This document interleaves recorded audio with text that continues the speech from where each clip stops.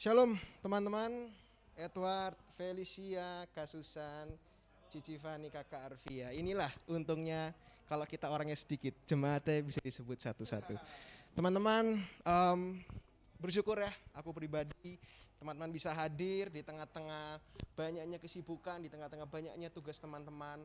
Tapi kita perlu bersyukur teman-teman, karena bukan karena kehebatan kita teman-teman. Kita kemarin baru belajar tentang Injil. Benar-benar seluruhnya karena kasih karunia Tuhan teman-teman. Gue mau ajak teman-teman untuk mempersiapkan hati, untuk mempersiapkan dari pikiran kita, untuk memasuki ibadah, untuk mendengarkan khotbah yang nanti akan dibawakan oleh Kakak Arvia. Kiranya hati kita yang letih lesu berbeban berat, kita bawa kepada Tuhan. Karena kita percaya bahwa Tuhan sudah menyucikannya. Teman-teman, aku mau ajak teman-teman untuk bangkit berdiri. Kita ambil saat teduh sejenak. Untuk merenungi seminggu yang sudah kita lalui teman-teman. Seminggu yang penuh dengan tugas-tugas, penuh dengan pekerjaan, penuh dengan kekhawatiran mungkin. Namun sekarang kita berkumpul di sini. Dan kita pun percaya 2 atau 3 orang berkumpul bersama-sama di dalam nama Tuhan. Tuhan hadir di tengah-tengah kita. Tuhan yang begitu jauh di surga itu teman-teman. Dia yang transenden itu. Namun juga imanen. Dia juga yang maha hadir di setiap daripada kita. Dan kita mengetahui fakta itu merupakan suatu penghiburan teman-teman. Tuhan, sebentar kami ingin memasuki ibadah-Mu. Sebentar kami ingin menaikkan beberapa pujian Tuhan. Kiranya dalam minggu-minggu prapaskah ini Tuhan, kami terus bisa mengingat kayu salib-Mu. Dan kiranya Engkau yang persiapkan hati kami. Dan kiranya persekutuan dari arah Tritunggal yang membimbing ibadah kita dari awal, pertengahan, hingga pada akhirnya Tuhan. Kami serahkan ibadah kami, setiap jemaat yang mendengar, dan setiap pembawa firman Tuhan yang berbicara. Kiranya hanya Injil-Mu yang diberitakan. Hanya di dalam nama Tuhan Yesus kami sudah berdoa dan mengucap syukur. Amin. Mazmur 27 ayat yang ke-1. Dari Daud, Tuhan adalah terangku dan keselamatanku. Kepada siapakah aku harus takut? Tuhan adalah benteng hidupku. Terhadap siapakah aku harus gemetar? Ya, kita percaya Tuhan beserta kita. Amanlah kita, amanlah jiwa kita. Oh, betapa indahnya kasih Tuhan ya buat hidup kita. Amin teman-teman. Mari sama-sama kita nyanyikan.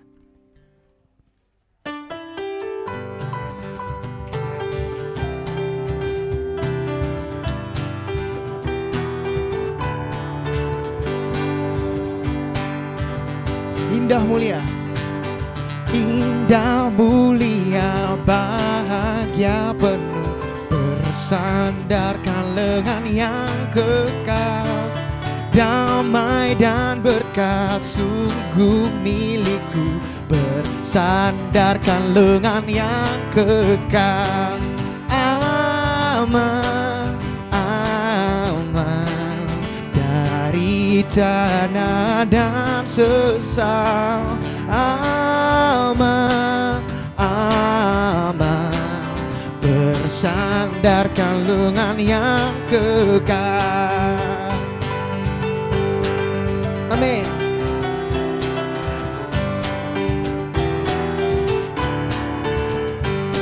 Oh indah benar, oh indah benar ikut jalannya, bersandarkan lengan yang kekal. Langkahku teguh, jalanku cerah, bersandarkan lengan yang kekal. Aman, aman, aman dari bencana dan sesal. Aman, aman bersandarkan lengan yang kekal. Tiada ku cemas, takut pun enyah, berdasarkan lengan yang kekal. Hatiku tenang, ku dihantarnya, bersandarkan lengan yang kekal. Come on semuanya, aman.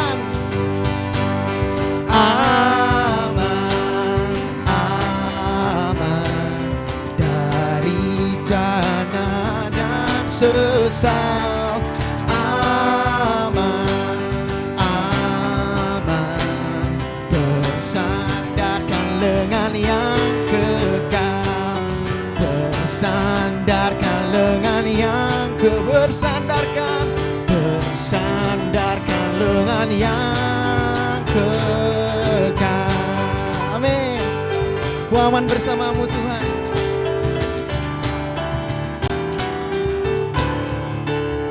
Beri kemuliaan untuk Tuhan kita aman bersamanya. Teman-teman boleh kembali duduk.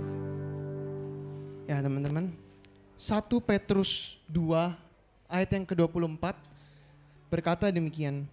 Ia sendiri telah memikul dosa kita di dalam tubuhnya di kayu salib, supaya kita yang telah mati terhadap dosa hidup untuk kebenaran.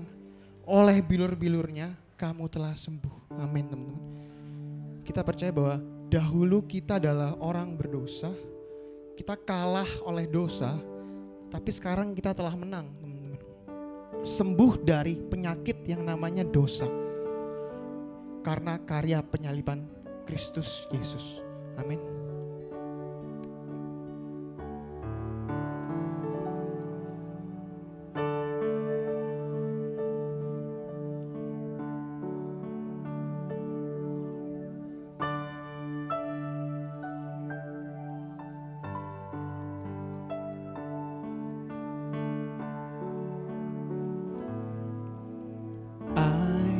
Was a wretch, I remember who I was.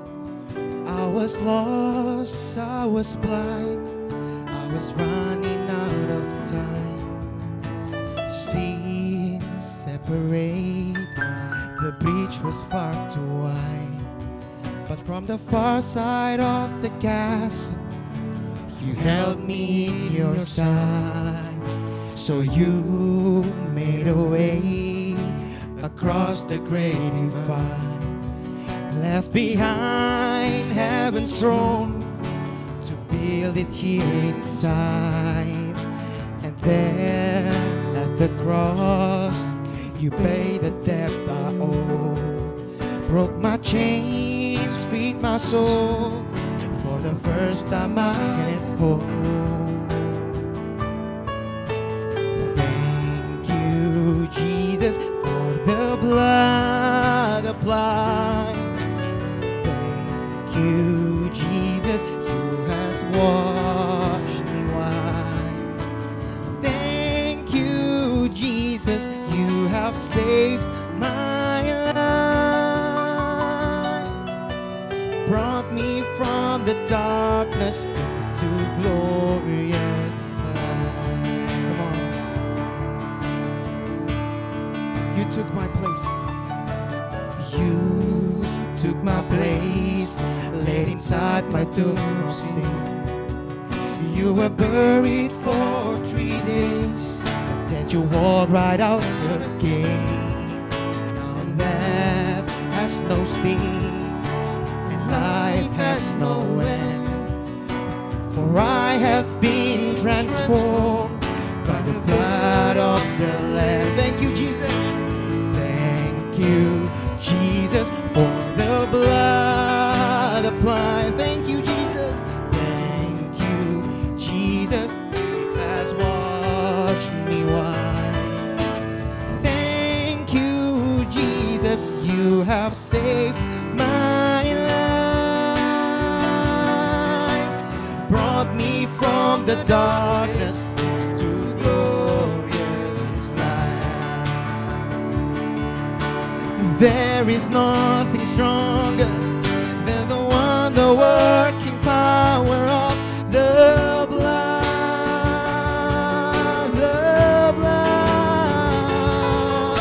that calls us sons and daughters. We are ransomed by a Father through the blood. Sekali lagi, the blood. There is nothing stronger. There is nothing stronger than the wonder-working power of the blood.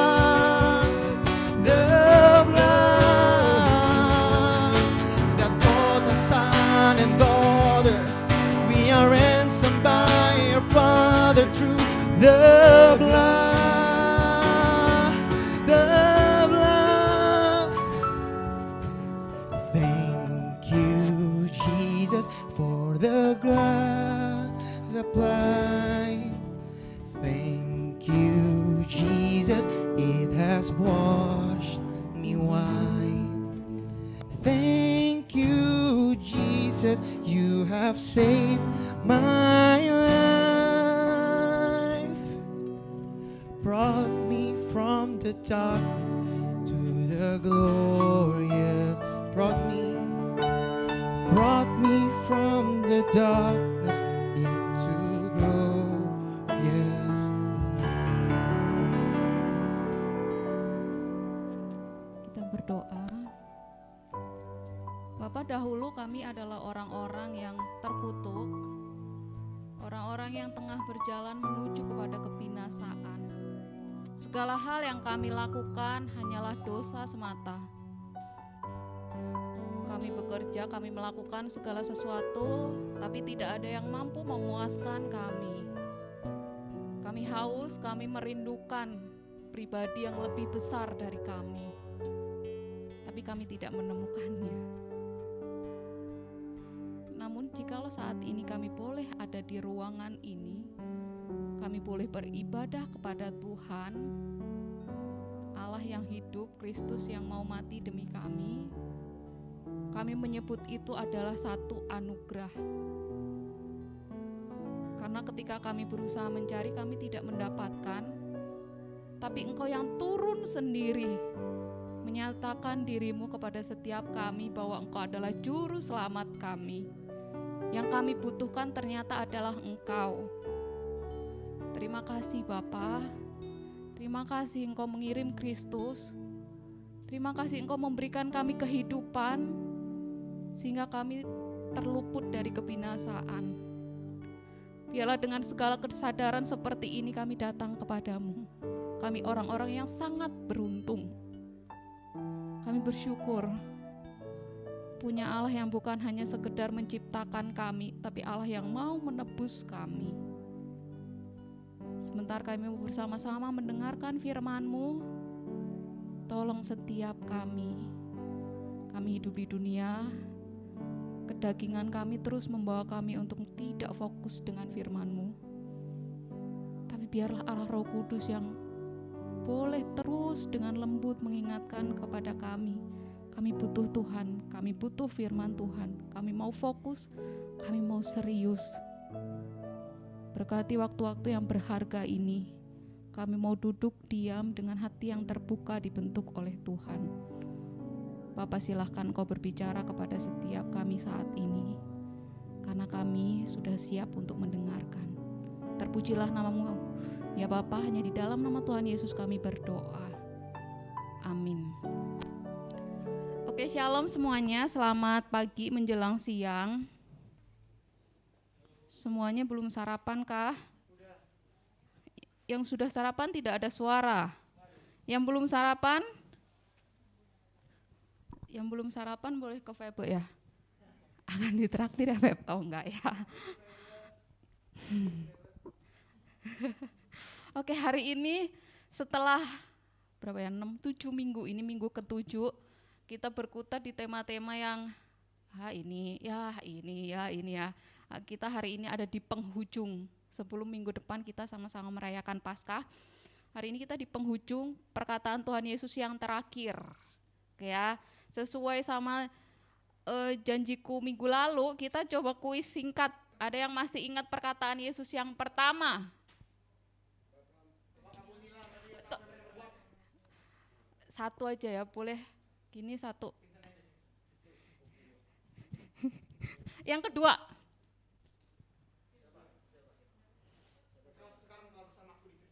Oke. Setelah itu nggak boleh jawab lagi ya. Yang ketiga. Nggak tahu perkataannya apa. Ini adalah ibumu, ini adalah anak-anakmu. Udah, kan udah bilang, kan udah jawab, udah. Nggak biasa kalau ditanya yang pertanyaan penting malah nggak bisa jawab biasanya. Oke, semuanya tolong Alkitab tutup ya.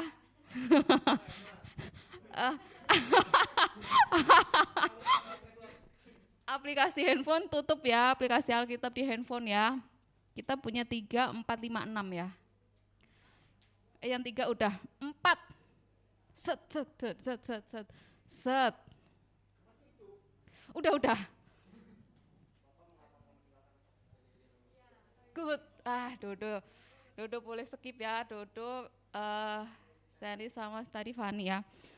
5, jajaran sini nih, 5. Good, itu yang paling ini ya. Oke. Aku haus. Ya, terakhir, tolong terakhir.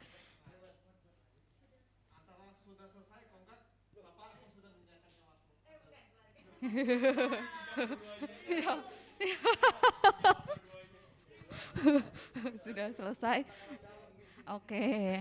Semuanya hafal. Cuma ternyata hafal itu ini ya, tidak cukup ternyata saudara-saudara, hafal itu enggak cukup. Aplikasinya ke kehidupan kita kalau yang pertama udah tahu nih tentang pengampunan. Yang kedua, review singkat ya. Yang kedua, apa sih maknanya perkataan Yesus yang kedua buat kita?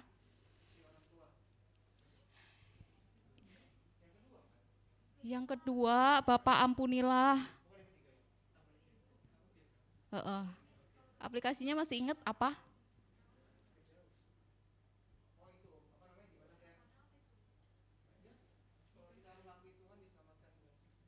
Ya, tentang keselamatan.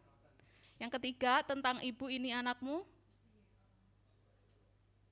Apa, Con?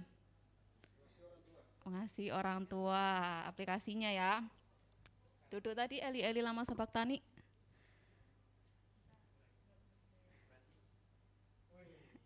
Ekspresi kata mereka.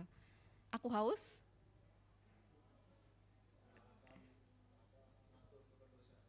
Iya, dia kemanusiaannya dia. But yang terakhir sudah selesai. Minggu lalu nih aku nih. Harga diriku ada dipertaruhkan kalau semuanya ndak inget ya. Yang sudah. Oke, yang hari ini yuk kita sama-sama buka ya. Lukas 23 ayat 46. Lukas 23 ayat 46. Kalau sudah ketemu, kita baca bersama-sama, lantang tapi perlahan speednya ya. Oke, Lukas 23 ayat 46. Demikianlah bunyi firman Tuhan. 2, 3. Lalu Yesus berseru dengan suara nyaring, "Ya Bapa, ke dalam tanganmu kuserahkan nyawa." Dan sesudah berkata demikian, ia menyerahkan nyawanya. Nah teman-teman, ada yang menarik dari, ini ada yang aku garis bawahin ya. Ini loh menarik ya, di awal dia pakai kata panggilan Bapa. Aku ingat waktu aku sharing yang bagian Eli lama sabaktani, panggilannya berubah dari Bapa ke Allah. Kayak relasinya tuh jadi beda, dari dekat jadi jauh. Tapi di ending dia panggil lagi Bapa. Menurut teman-teman ya, kenapa panggilannya bisa kok kayak nggak konsisten ya Tuhan Yesus ya? Kok ya di awal kayak deket karena belum merasakan sakit kali ya. Waktu ngerasain yang sakit banget, udah dehidrasi, darah udah keluar banyak. Aduh, ini udah diambang ini, Allahku, Allahku. Tapi di terakhir, yang perkataan terakhir sebelum akhirnya dia mati, dia panggil lagi Bapa. Menunjukkan apa sih ini? Nih. Ibarat kayak hidup manusia ya. Ketika manusia ada di titik rendah hidupnya, kadang suka kayak merasa Tuhan kok kayaknya jauh dari aku. Tapi semuanya harusnya endingnya tetap kembali ke Tuhan, bukan? Diawali dengan mengenal Tuhan yang baik, ketika Tuhan izinkan hal yang tidak baik terjadi.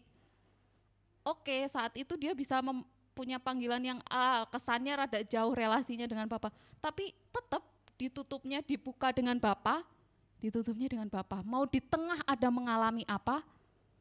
Ini nunjukin apa? Yesus setia sampai akhir. Dia enggak berhenti sampai nyebut Allahku dan selesai.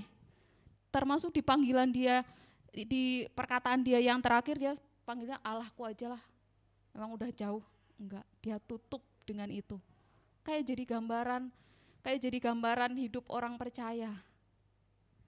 Nah, yang kedua ini tuh kenapa akhirnya bisa disimpulin ya, sepanjang kita belajar perkataan Tuhan Yesus, kita tuh secara enggak langsung belajar relasi Yesus dengan Bapa. Relasi vertikal. Kita lihat Yesus ke Bapa tuh relasinya seperti apa, dan dia kayak secara terbuka menunjukkan ada masanya kayak dia merasa jauh, ada masanya dia kembali dekat dengan Bapa. Kayak jadi gambaran. Nah, ini yang ketiga juga udah aku sebutin ya, awal dan akhir Bapa, di tengah-tengahnya ada panggilan Allahku, Allahku.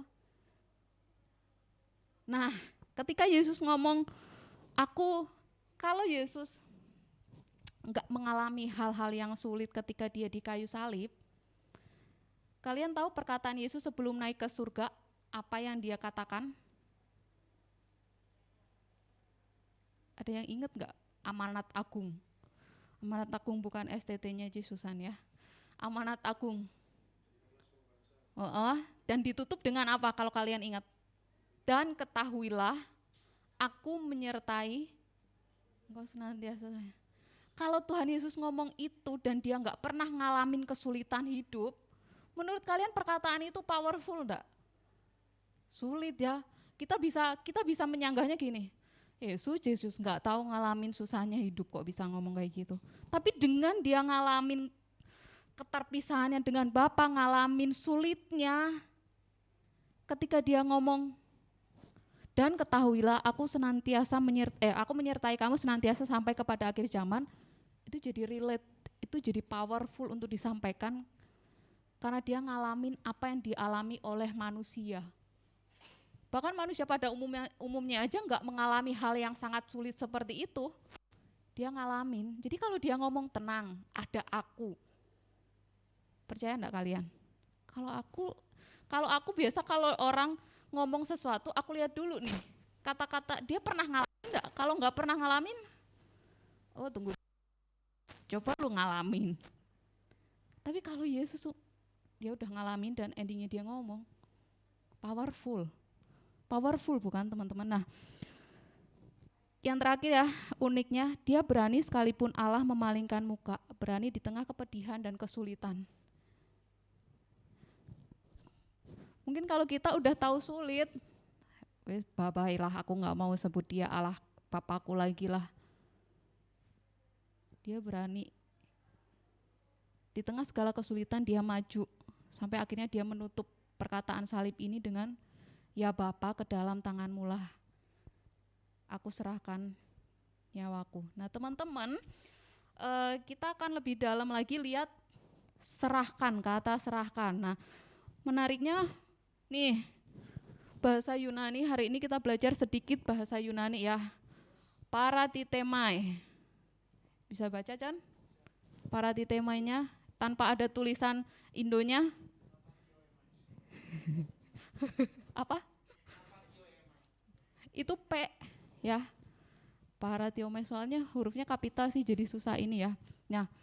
Nah menariknya teman-teman, kata menyerahkan ini tuh kalau dilihat dari bahasa aslinya ini paratitemai. Jadi aku enggak mengada-ngada loh ya dalam hal ini. Kalian seharusnya percaya aku ya. Aku enggak mengada-ngada kata-katanya loh ya. Silakan riset sendiri ke sabda dan sebagainya ya. Nih, artinya tuh coba salah satu baca. Menyerahkan uang kepada orang kepercayaan yang ahli menyimpan uang dalam kurung deposito. Nah, apa maksudnya? Aduh Kak enggak paham, masa menyerahkan nyawa mirip kayak deposito? Nah, beberapa terjemahan di Inggris deposit. Jadi menyerahkan itu bisa diterjemahkan to deposit. Apa sih artinya? Nah, ini nih teman-teman ya. Menyerahkan uang kepada orang kepercayaan yang ahli menyimpan uang. Aman enggak itu uang? Rela enggak menyerahkannya? Kalau ke bank, kalau ke saya rela enggak? Jensen, aku mau titipin uangku 10M ke Cici, boleh enggak Ci? Ke aku boleh enggak kasih aku 10M? Aman enggak Jen kalau aku yang pegang Jen? Aku enggak tahu hatinya Jensen ya, dalam hati ini kan cuma ilustrasi aja, kalau beneran ya enggak tahu ya. Nah ini nih, menyerahkan sesuatu yang berharga, uang itu kan berharga, ke disebutnya ahli menyimpan uang. Ada perasaan aman, satu. Terus ada unsur paksaan enggak? Depositokan uang di bank ada unsur paksaan enggak? Nah, sampai sini coba korelasiin sama kata-kata Tuhan Yesus, ya Bapa, ke dalam tanganmu kuserahkan nyawaku. Apa maksudnya? Yesus menyerahkan nyawanya ke pribadi yang dia tahu itu aman karena itu Bapaknya. Ada unsur paksaan? Tidak ada. Nah ini, ada satu hal yang ketika aku persiapan ini menariknya gini ya. Berarti Yesus itu bukan dikalahkan sama maut. Iblis berarti tidak merenggut nyawanya. Karena apa? Karena Tuhan Yesus yang menyerahkan nyawanya sendiri. Ih, keren ya. Ada, kalau sampai iblis yang mengambil, berarti ada unsur paksaan, bukan? Sebenarnya aku enggak rela ngasih, tapi kalau tiba-tiba kamu ambil dan aku tidak berdaya. Nah, dari sini kita tetap lihat ya, sekalipun waktu itu Yesus dalam rupa manusia, itu jadi menunjukkan keilahian dia. Dia enggak kalah kok sama maut, dia memilih untuk menyerahkan. Menariknya menyerahkan nyawanya bukan ke iblis, bukan ke maut, bukan, tapi ke sang pemilik hidup itu, ke Allah. Itu tanda penyerahan dia, jadi hidupnya bukan direnggut oleh maut. Nah bedanya yang berkuasa tetap Kristus, bukan? Bagus waktu si Lukas ya, Lukas pakai kata-kata paratitema itu tuh bagus. Coba kalau kita nggak tahu bahasa aslinya, kita nganggapnya ya menyerahkan. Taunya artinya dalam loh, dia berkuasa loh, dia memilih, dia yang menyerahkan loh. Dia menyerahkannya kepada Bapa, bukan kepada maut. Dia sekalipun tampaknya benar kalah, mati, tapi dia punya kuasa untuk menyerahkan nyawanya. Dan menariknya kalau kalian, apakah maut merenggut? Jelas enggak ya? Nih, kepada orang kepercayaan yang ahli menyimpan uang. Kalau kita depositoin uang, uangnya balik enggak? Nah, Tuhan Yesus pun karena dia tahu dia menyerahkan nyawanya, menyerahkan dirinya kepada Bapa, dia tahu Bapa akan bangkitin dia. Keren ya pakai makna deposito ini, walaupun mungkin sejak sepintas kita lihat, apa ini korelasinya ya? Tapi menarik, dia serahin ke Bapa karena tahu hanya Bapa yang bisa membangkitkan dia. Coba kalau ke maut, tetap esensinya dia nggak kalah loh sama maut. Nih, Yesus menyerahkan nyawanya kepada Bapa karena dia tahu hanya Bapa yang sanggup mengembalikan, bukan iblis. Iblis tidak bisa merenggut nyawanya, dia menyerahkan nyawanya. Sampai sini agung ya, lewat satu kata itu aja kita jadi wow, Allah itu tuh sebegitunya ya. Out of the box gitu loh cara kerjanya. Punya konsep yang kayak gitu, dan ditulis oleh Lukas ini, karena Lukas, teman-teman, Lukas itu dokter ya, dia pinter, dia pakai satu kata tertentu pasti yang meaningnya itu paling pas. Kalian akan tahu bedanya kalau kalian baca semua Injil ya, Matius, Markus, Lukas, Yohanes. Yang paling panjang itu Lukas. Kenapa? Dia nulisnya lebih detail, dia lebih berpendidikan dibanding murid-murid yang lain. Makanya kalau baca Markus itu, Markus yang paling cepet, kayak geradakan, kayak gerasa-gerus aja cuma 16 pasal selesai. Tapi Lukas telaten ingin menjelaskan ini. Nah, sampai sini, wah keren ya Tuhan Yesus. Nah teman-teman, perkataan Tuhan Yesus itu, ya Bapa, ke dalam tanganmu lah kuserahkan nyawaku, ternyata itu juga dikatakan oleh murid Kristus beberapa waktu setelah Yesus naik ke surga. Kira-kira siapa? Di Kisah Para Rasul ada satu murid Kristus yang juga bilang kayak gitu sebelum di akhir hidupnya. Ada yang ingat siapa? Betul, Edward, kenapa kamu sangat keren? Tahu tuh Stefanus ya. Oke, ternyata dari zaman itu, zaman Paulus memberitakan Injil, muncullah gereja-gereja di mana. Nah, teman-teman kenal siapa dia? Tentu tidak kenal, karena saya juga tidak kenal. Dia ada di abad awal-awal. Bapak gereja. Ada yang familiar? Ini kalau kalian sempat bisa baca itu kelihatan tuh. Iya, tapi rada gredek-gredek gitu ya. Jensen pasti tahu, dia langsung Google Lens ya. Dia adalah bapak gereja yang terkenal yang namanya adalah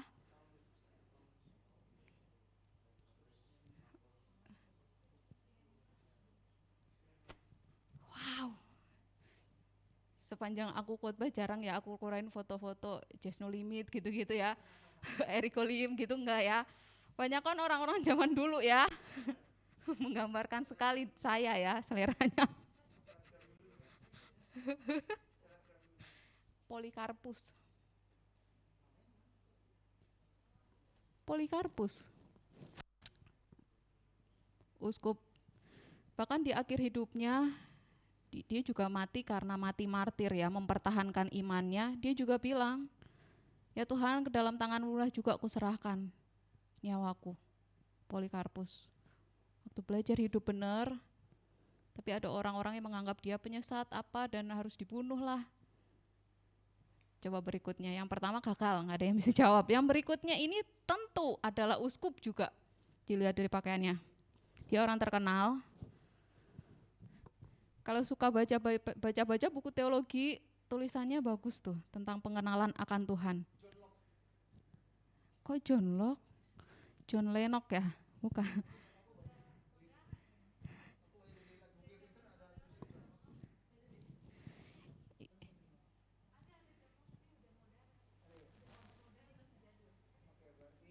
Uskup, siapakah dia?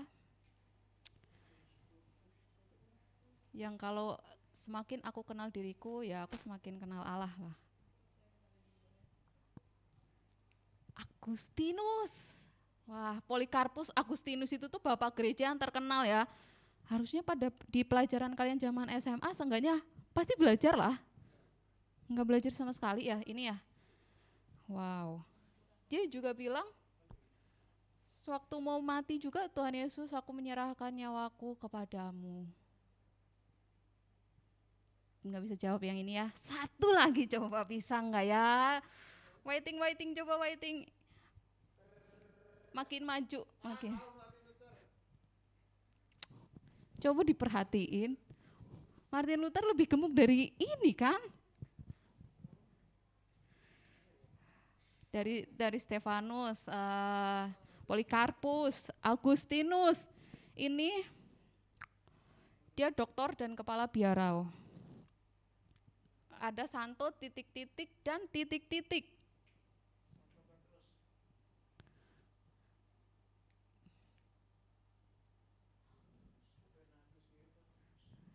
Ya biasa disebutnya Bernard. Dia juga di akhir hidupnya, ini semua yang aku sebutin orang yang mati martir ya. Mati martir maksudnya apa? Mati ketika memilih untuk tetap mempertahankan iman dia. Yang kadang ada yang dibakar, disalib, dibunuh, paksa. Dia juga bilang gitu, ya Bapak, ke dalam tangan-Mu lah ku serahkan nyawaku. Yang terakhir ya, aku kasih kesempatan kepada teman-teman yang terakhir. Semoga ini bisa ya, ini makin maju lagi.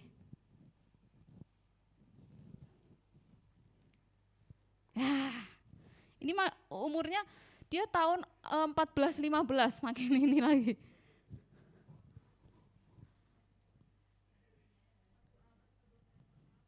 Iya. Masa-masa mendekati reformasi. Kalau tahu namanya Ci Susan juga pasti tahu, ini orang-orang reformator. Sebelum akhirnya reformasi 15-17, ternyata tuh awal-awal sebelum itu tuh udah ada 1-2 orang yang berusaha ini. Cuma ketok palunya, boomnya itu 15-17. Siapa Jen? Siapa? Ya John Huss. John Huss bacanya. Dia Imam John Huss. Dia reformator ya. Dia juga bilang gini teman-teman. John Huss, orang Perancis ya. Nah, di akhir dia juga ngomong, di akhir hidupnya jadi martir, dia disebut penyesat lah ketika mau melakukan reformasi. Nah teman-teman tahu ya, reformasi itu bukan kejadian yang terjadi di tahun itu aja, enggak. Sebelumnya itu udah banyak orang yang merasa kok pengajaran Alkitab kayak gini, kok Alkitab nggak boleh dibaca. Udah ada, salah satunya ini John Huss. Akhirnya dia mati, dianggap penyesat. Tuhan Yesus, aku menyerahkan rohku kepadamu. Nah teman-teman sekalian, sekarang apa signifikansinya buat kita sekarang? Kita bukan orang-orang yang ada di kondisi yang akan berakhir hidupnya karena mempertahankan iman. Tentu tidak kan, situasinya beda. Iya, apa relasinya dengan kita zaman sekarang? Apakah setiap hari kita harus bilang, Tuhan aku menyerahkan rohku kepadamu? Itu satu bentuk penyerahan diri total ke Allah. Mau gak sih kita mempercayakan seluruh hidup kita, menyerahkan semuanya itu kepada Allah, yang adalah Alfa dan Omega? Maukah kita bilang, Tuhan aku serahkan semuanya buat-Mu? Nyawa itu tuh hanya di titik akhir yang kita punya kalau kita gak punya apa-apa ya. Untuk di kondisi sekarang, mau gak sih kita serahin semuanya ke Tuhan? Apa yang kita impikan, mau gak sih kalian serahin ke Tuhan? Kepengenan kalian, masa depan kalian. Kalau sekarang kan zaman-zaman financial freedom lah, yang pengen merancang pensiun di usia, kalau bisa 30 lebih bagus lah, usia 40 harus udah pensiun, semuanya udah dirancang. Mau enggak sih kita yang hidup di zaman-zaman yang seperti itu berkata ke Tuhan, Tuhan aku mau serahkan semuanya, seluruh hidupku, apa yang aku rencanakan, apa yang aku pengen, apa yang ingin aku kejar, aku serahkan kepadamu. Berani enggak kita serahin itu ke Tuhan? Aku serahin masa depanku ke Tuhan. Loh, Kak, berarti enggak boleh merancangkan sesuatu kah? Rancangan kita, keinginan kita mau jadi apapun ke depan, mau enggak sih kita serahkan ke Tuhan? Ada satu lagu yang biasa ini ya, ini aku semua milikku, ku serahkan padamu Tuhan. Bisa enggak kita bilang gitu ke Tuhan? Yang padahal ya, kalau mau ngomong fair-fairan sekarang ya, kita punya apa sih teman-teman?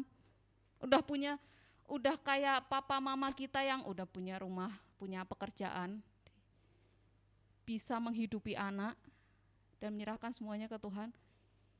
Impian aja masih jauh di depan, tapi kadang kita merasa, aku mau serahkan buat Tuhan. Ketika kita ngomong Tuhan, aku serahkan semuanya tuh kayaknya kita tuh berkorban paling banyak buat Tuhan. Hello, sungguhkah itu? Kadang kita merasa ketika Tuhan, aku mau serahin semua ke Tuhan. Kayak udah paling merasa, aku udah mengorbankan banyak hal. Tapi kalau boleh jujur, impian kalian udah tercapai kah? Kalau boleh jujur, semua yang kalian dambakan, kalian udah dapetin kah? Kadang kalau dipikir-pikir, kita bisa ada sampai sekarang itu kalau bukan Tuhan yang pimpin dan tuntun juga enggak ada.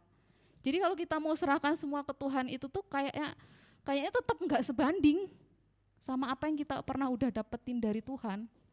Ya enggak sih?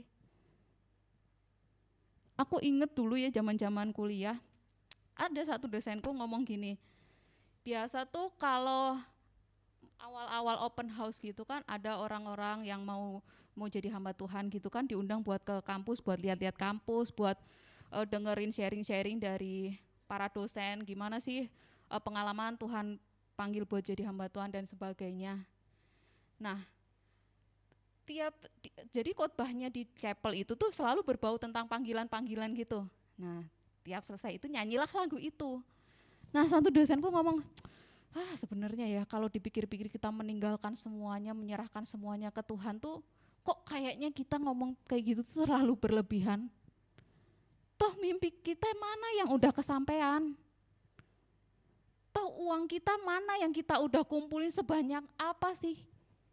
Kok kayaknya ketika kita menyerahkan waktu kita, Sebanyak apa sih? Sampai kadang kita merasa waktuku semuanya aku habisin buat Tuhan. Sampai aku nggak tidur. Sebanyak apa? Kita masih punya waktu buat main game. Kita masih punya waktu buat ngelakuin hal-hal yang lain yang masih kita suka. Makanya hari ini kita kembali diingatkan, mari kita sama-sama belajar kembali ya, untuk menyerahkan semuanya buat Tuhan. Para martir, tokoh Alkitab, Tuhan Yesus menyerahkan semuanya mengajari kita untuk menyerahkan semuanya ke Tuhan, ke Bapa. Sampai di titik terakhir yang mereka punya nyawa, mereka serahin ke Bapa. Sekarang kita nggak harus nyawa sakit, kita nggak ada di kondisi yang seperti itu. Mau nggak sih kita serahin itu semua ke Tuhan? Aku yakin ya. Ada nggak sih yang nggak mau? Pasti semuanya mau kan? Yuk kita sama-sama belajar. Itu bukan hal yang besar. Toh apa yang Tuhan kasih itu jauh lebih besar daripada kita. Apa yang kita kasih ke Tuhan. Ketika Tuhan kasih nyawanya sendiri yang tak bercacat, tak bercela, Allah loh memilih itu. Sedangkan kita memberi pun di tengah keberdosaan kita. Sebanding nggak sih? Cengli nggak sih itu? Tetap nggak fair sebenarnya. Tapi hari ini firman Tuhan kembali mengingatkan kita. Yuk sama-sama belajar, serahkan semuanya ke Tuhan. Penutup ketujuh perkataan Yesus ya. Ya Bapa, ke dalam tangan-Mu lah kuserahkan nyawaku. Ya Bapa, apa yang aku punya sekarang, semua impianku yang mungkin udah ada di angan-angan, uangku, waktuku, apalagi sih yang kita punya, tenagaku, aku mau serahin sama Tuhan. Kedepannya aku mau jadi apa, biar aku lakuin itu buat Tuhan. Ketika aku jadi dokter, businessman, hamba Tuhan, pekerja kantoran, melayani di sebuah lembaga pelayanan anak, biarlah semuanya itu ujung-ujungnya buat Tuhan. Bukan buat aku, keuntunganku, oh karena kalau aku jadi businessman, lumayan sih uangnya banyak ya. Lumayan sih hidupku akan lebih mapan. Biarlah semua yang kita lakukan itu tuh porosnya ke Tuhan, ujungnya ke Tuhan. Instrumennya apapun, ujungnya tetap Tuhan. Mau enggak? Pertanyaannya mau enggak? Rela enggak? Mengesampingkan keinginan pribadi kita hanya demi Tuhan. Tuhan yang mau mati buat kita. Yuk kita sama-sama tundukkan kepala kita. Berdoa.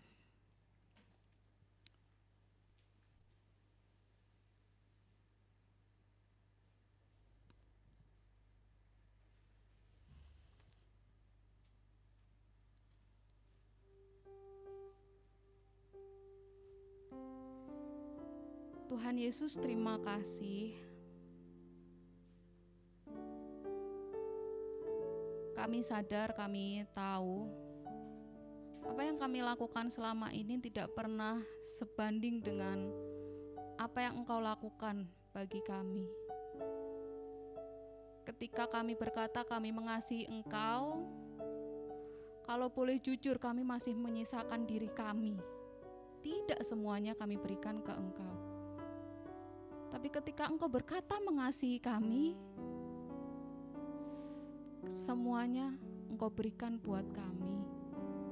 Engkau rela meninggalkan tempat ternyaman-Mu di surga demi kami. Engkau menurunkan harga diri-Mu sebagai Allah, memilih untuk menjadi manusia demi kami. Bahkan sampai Engkau menyerahkan nyawa-Mu, itu pun demi kami. Itu kasih yang sejati. Kasih yang sampai tidak menyisakan ruang bagi dirinya sendiri. Bapak, tolong kami. Biarlah setiap kami yang kadang merasa berkorban buat-Mu,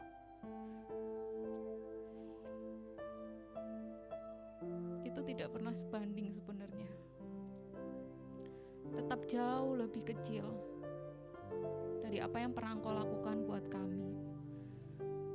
Tolong kami masih jauh dari angan dan impian kami ke depan. Walaupun kami tahu kami ingin jadi apa, Tuhan terus tuntun kami di setiap langkah hidup kami. Segala keputusan yang kami ambil, kami mau jadi apa, biarlah kami tetap menaruh nama Tuhan itu di ujung segala hal yang kami inginkan. Porosnya, pusatnya hanyalah Tuhan. Kami mau memberikan semuanya buat Tuhan, apa yang kami punya. Bahkan Tuhan, kalau suatu saat nanti kami diperhadapkan antara hidup dan mati,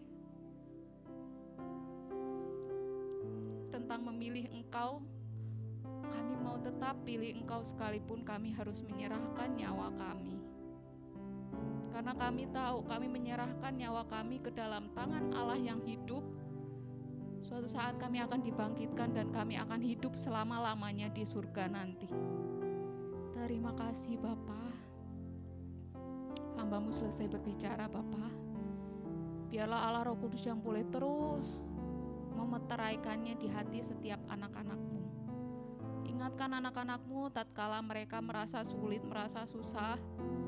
Kasih-Mu itu cukup, bahkan jauh lebih besar dari segala kesulitan mereka untuk berjuang hidup demi Engkau. Apapun yang terjadi ke depannya, biarlah Engkau tetap menjadi satu-satunya Allah di dalam kehidupan mereka yang mereka layani dan mereka sembah. Sampai akhirnya nanti, kami semua akan bersama-sama bersuka cita ketika Engkau memanggil kami, hai hamba-Ku yang baik dan setia. Ikutlah aku ke surgaku. Itu adalah satu sukacita yang tak tertandingi, satu sukacita yang tidak dapat dibayar dengan apapun. Terima kasih. Terima kasih.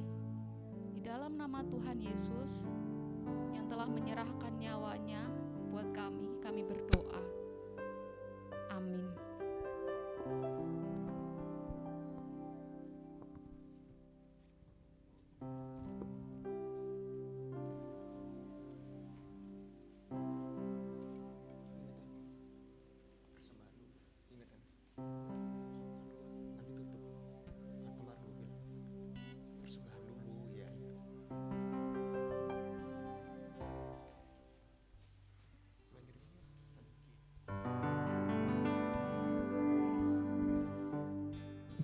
Oke teman-teman, sekarang saatnya kita memberikan persembahan ya. Feli boleh dialirkan. Yuk.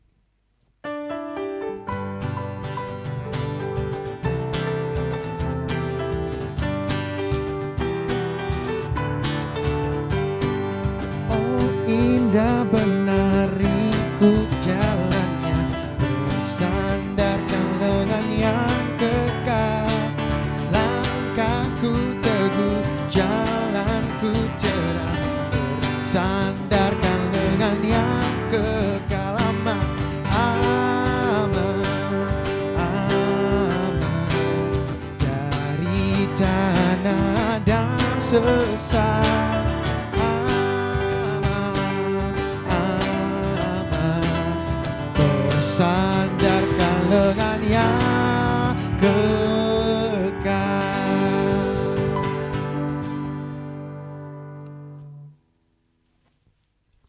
Teman-teman, mari kita berdoa. Tuhan, terima kasih sudah memberikan kami, sudah memakai hamba-Mu ke Arvia, menyampaikan Injil-Mu yang begitu indah. Mengingatkan kami bahwa untuk belajar kami menyerahkan segalanya kepadamu, pekerjaan, bisnis, ketakutan kami.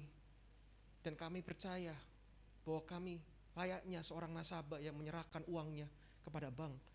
Begitu pula kami menyerahkan nyawa kami kepada Sang Pencipta. Kami belajar itu Tuhan hari ini Tuhan. Kami sangat mengucap syukur atas kebenaran demi kebenaran yang setiap hari Engkau singkapi Tuhan. Terima kasih Tuhan juga sudah memberikan apa yang juga menjadi milik-Mu Tuhan. Yaitu apa yang menjadi uang kami Tuhan. Barusan kami sudah memberikan persembahan kiranya bukan dengan hati yang memotivasi untuk mendapatkan sesuatu daripada Engkau, namun kiranya ketika kami memberi, itu karena motivasi daripada Engkau sudah terlebih dahulu menyerahkan begitu banyak kepada kami. Kiranya uang yang juga diberikan bisa digunakan untuk mempermuliakan kerajaan-Mu di muka bumi ini Tuhan. Berkati setiap tangan-tangan yang memberi, setiap pengelola. Juga kami juga ingin berdoa Tuhan, kiranya setiap daripada teman-teman yang juga hadir di sini Tuhan, dan juga setiap daripada kami pelayan-pelayan, sekarang ingin bersatu hati untuk mendoakan Tuhan. Beberapa harga barang yang naik di Indonesia Tuhan, membuat banyak kalangan kekhawatiran, begitu banyak emosi yang melunjak daripada harga-harga minyak maupun harga-harga barang-barang baku yang terus-menerus melambung. Mungkin diakibatkan oleh perang Ukraina ataupun Rusia dan juga berbagai pihak lainnya Tuhan.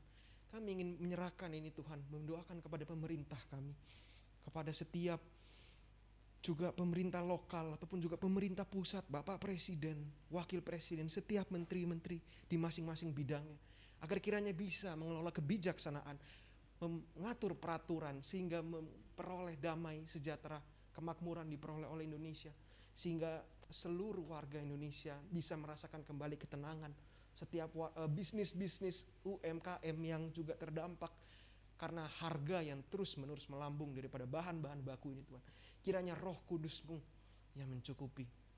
Berdoa juga Tuhan untuk gereja kami, Revolution Youth, beberapa bulan ataupun juga beberapa waktu ke depan ingin mengadakan sebuah kelas Tuhan. Kami datang juga dengan begitu sedikitnya pikiran Tuhan, dengan keterbatasan kami Tuhan, namun dengan bersama-sama dengan kekuatan-Mu, kami memutuskan untuk membuat kelas Tuhan. Kiranya Engkau yang memberkati setiap teknis-teknis yang ada, setiap persiapan yang ada, setiap pembicara yang ada. Kiranya apa yang menjadi juga plan kami ini Tuhan, benar-benar juga terlaksana Tuhan, sesuai dengan kehendak nama-Mu saja. Kami ingin juga setiap teman-teman, setiap daripada hamba-hamba Tuhan yang ada juga di Revo ini Tuhan, bisa terus belajar bersama-sama dalam kelas itu Tuhan. Juga berdoa Tuhan bagi setiap dari kami, juga kami mengingat Ukraina dan Rusia Tuhan yang terus-menerus masih mengalami gejolakan Tuhan antara satu dengan yang lainnya Tuhan. Kami mendoakan akan kedamaian dunia ini Tuhan benar-benar terlaksana antara juga pemimpin-pemimpin yang ada yang memegang kekuasaan baik di negara Ukraina, Rusia maupun negara-negara lainnya. Kami percaya Engkau adalah Tuhan segala bangsa. Engkau Allah yang mengasihi seluruh umat manusia. Kami serahkan kedamaian dunia ke dalam tangan-Mu. Demikian Tuhan doa persembahan dan juga doa syafaat kami Tuhan, yang kami panjatkan dengan juga mulut yang berdosa, namun dengan cepat kasih-Mu yang terus melayakkan kami Tuhan. Terima kasih Tuhan, hanya di dalam nama Tuhan Yesus Kristus. Haleluya, amin.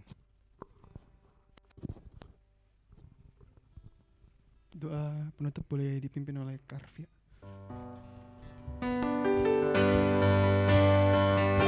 Bless the Lord, oh my soul, oh my soul, worship His holy name, sing like never before, oh my soul, I worship Your holy name. I worship Your holy name. I worship Your holy name. Biarlah segala puji, hormat, dan kemuliaan kami naikkan buat satu-satunya Allah yang penuh kuasa, Allah yang adil, namun Allah juga yang mengasihi kami para manusia berdosa ini. Terima kasih untuk momen boleh kami beribadah hari ini. Tuhan boleh tuntun dari awal, pertengahan, sampai kami ada di penghujung ibadah hari ini. Terima kasih Tuhan boleh hadir dan menyatakan diri-Mu kepada setiap kami. Kami rindu ibadah ini bukan menjadi ibadah secara formalitas belaka, tapi kami rindu ini benar-benar menjadi saat kami berjumpa secara pribadi dengan Tuhan. dan hidup kami diubahkan oleh Tuhan. Kembali kami diingatkan untuk menyerahkan seluruh hidup kami buat Tuhan. Apapun yang kami miliki hanya buat Tuhan. Teman-teman sekalian, saat ini saya mengundang setiap kita untuk bangkit berdiri, arahkan hati kalian kepada Tuhan dan terimalah berkat Tuhan. Tuhan memberkati kita dan melindungi kita. Tuhan menyinari kita dengan wajah-Nya dan memberi kita kasih karunia. Tuhan menghadapkan wajah-Nya kepada kita dan memberi kita damai sejahtera mulai saat ini sampai Tuhan Yesus datang yang kedua kalinya. Amin. Amin. Ya, terima kasih ya teman-teman sudah beribadah bersama kami, dan pengumuman singkat seperti teman-teman tadi dengar sejenak ya di doa syafaat. Jadi kami, aku dan Michael punya rencana untuk membuat kelas, mengadakan kelas ya teman-temannya, kelas di mana kita bisa belajar mengenai doktrin-doktrin kekristenan seputar Alkitab, pertanyaan-pertanyaan sulit. Kita mau berencana itu di bulan Mei. Teman-teman juga bantu doa agar kiranya setiap teknis-teknis, setiap pembicara, setiap hal-hal yang diperlukan bisa dipersiapkan. Jadi nanti tunggu aja di bulan Mei. Ya, pengumumannya itu aja ya, Mike ya. Ya, itu aja teman-teman. Silakan kelompok pemuritan. Terima kasih. Selamat hari Minggu.